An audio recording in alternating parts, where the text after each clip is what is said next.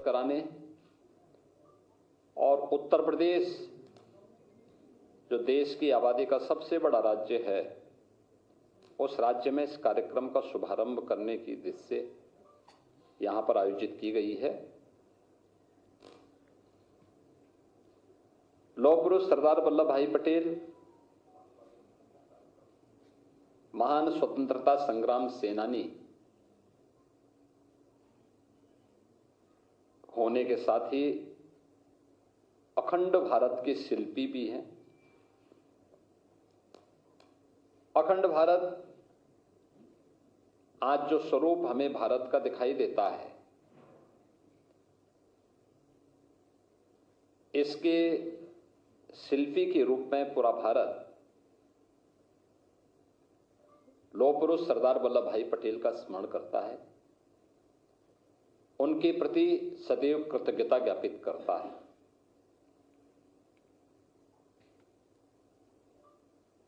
देश के अंदर सैकड़ों रियासतों को भारत गणराज्य का हिस्सा बनाने और फिर भारत के वर्तमान स्वरूप को उन्होंने उस समय जिस दूरदर्शिता के साथ, जिस सूझबूझ के साथ उस समय लागू किया था, आज वह भारत हम सबको देखने को मिलता है। और हर व्यक्ति जानता है कि उस समय कुछ रियासतें ऐसी भी थीं जिसमें जूनागढ़ का नवाब और हैदराबाद का निजाम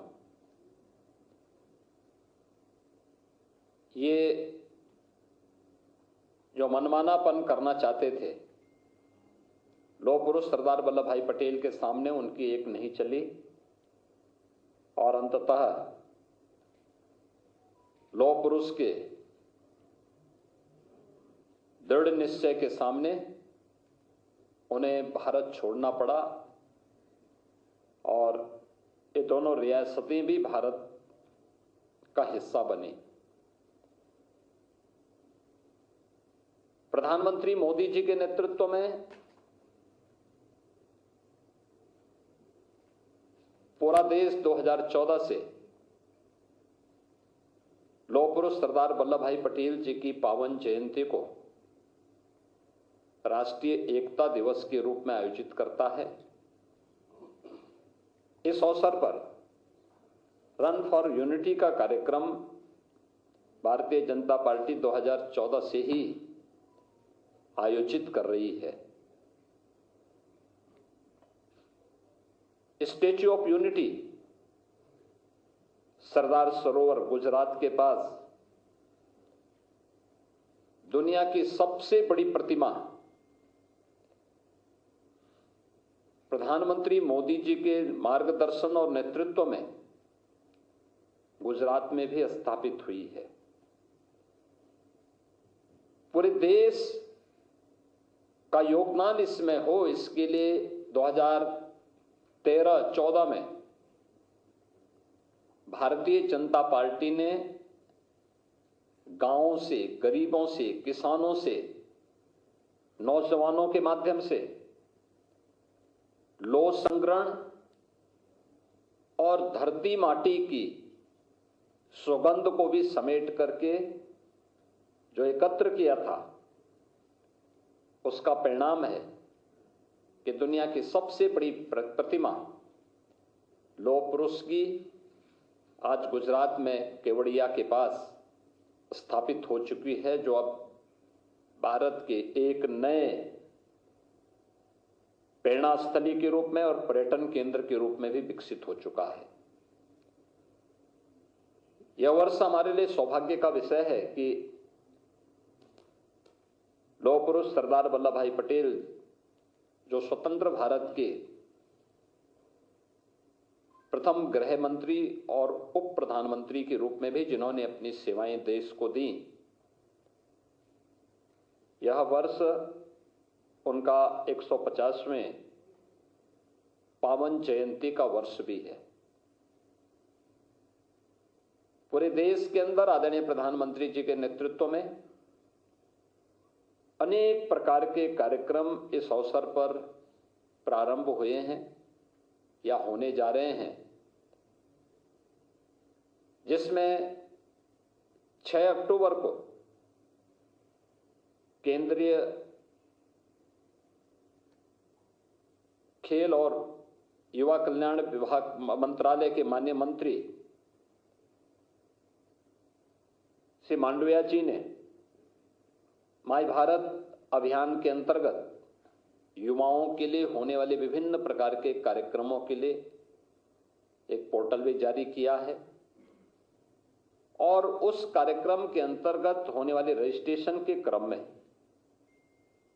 आज हम उत्तर प्रदेश के अंदर होने वाले जो विभिन्न प्रकार के कार्यक्रम हैं, इन कार्यक्रमों को आगे बढ़ाने की दिशा से उसका शुभारंभ भी करने जा रहे हैं, जिसमें सरदार @150 यूनिटी मार्च यह अभियान 31 अक्टूबर से 6 दिसंबर के बीच में एक बड़ा अभियान होगा, जो देश भर के हर जनपद के 5 युवा इस अभियान का हिस्सा बनेंगे और ये सरदार साहिब के जन्मभूमि से लेकर के केवड़िया तक की 150 किलोमीटर की इस यात्रा को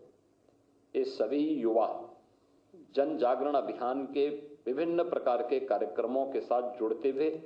आगे बढ़ाने का काम करेंगे। 31 अक्टूबर को रन फॉर यूनिटी का कार्यक्रम हर जनपद में आयोजित होगा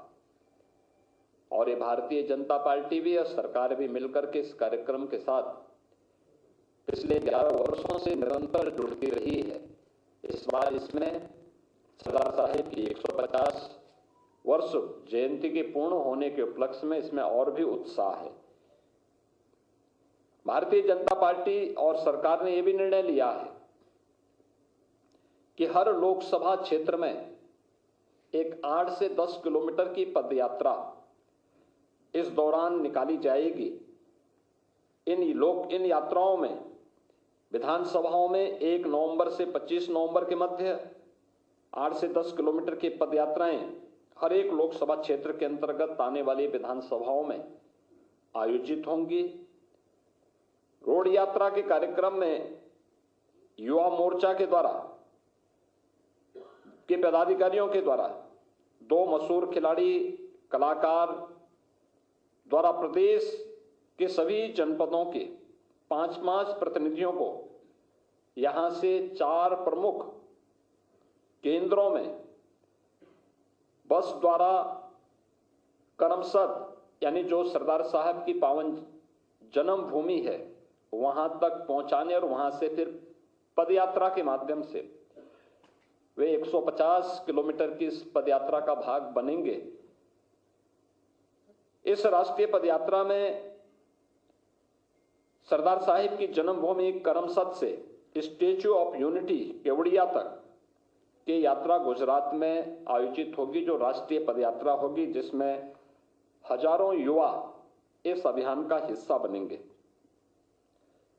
भारतीय जनता पार्टी के स्तर पर जो कार्यक्रम यहां पर आयोजित किए गए हैं, इसके लिए हम लोगों ने हर संसदीय क्षेत्र में 8 से 10 किलोमीटर की 3 दिवसीय यात्रा का आयोजन रखा है। ये 80 की 80 लोकसभा सीटों पर विधानसभाओं को टच करते हुए ये 3 दिन की यात्रा होगी। इस दौरान पदयात्रा से पहले स्थानीय स्तर पर आम जन में जागरूकता पैदा करने के उद्देश्य से तमाम प्रकार के इवेंट आयोजित होंगे। खासतौर पर भारत की एकता और अखंडता के लिए सरदार साहब के योगदान को ध्यान में रख करके निबंध प्रतियोगिता, वाद विवाद प्रतियोगिता,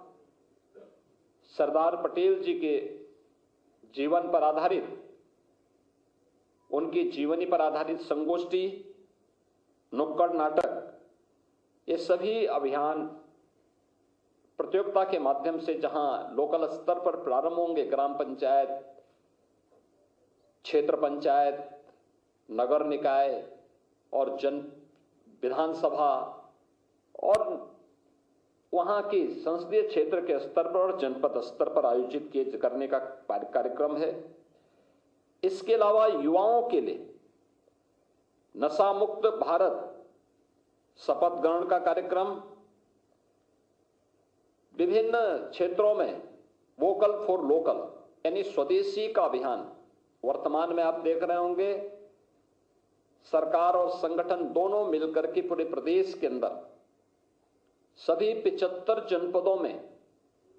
हम लोगों ने स्वदेशी मेला, यूपी ट्रेड फेयर के माध्यम से स्वदेशी मेला का आयोजन किया है, जिससे स्वदेशी के प्रति लोगों के मन में एक जागरूकता पैदा हो।